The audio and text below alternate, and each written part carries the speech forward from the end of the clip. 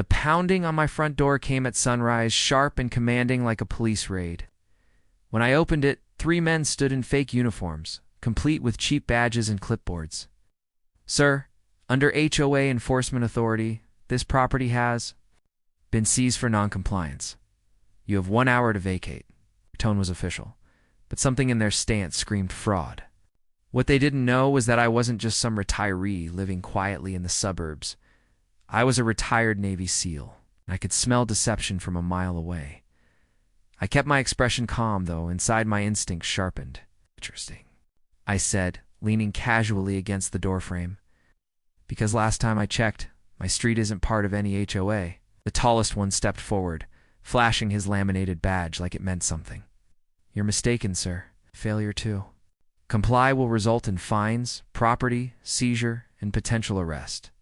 That was their mistake-trying intimidation tactics on someone who'd faced war zones and lived to tell the tale. Instead of arguing, I invited them in. Their smug smiles widened, thinking I had given in. But the moment they crossed the threshold, I locked the door behind them. My training kicked in. I scanned their movements, noting the nervous twitch of the one near the window, the heavy breathing of another, and the faint chemical smell of spray-painted badges. "You boys sure you're with the HOA?" I asked, dropping my voice low.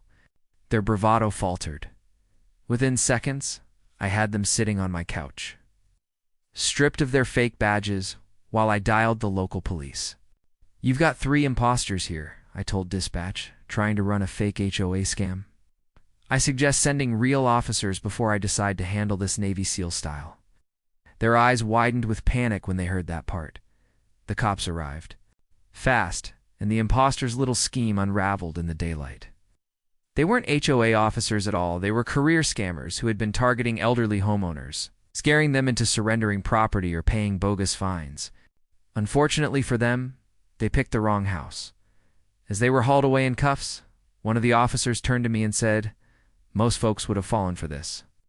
I just smiled. Not today. Living quietly doesn't mean living unprepared.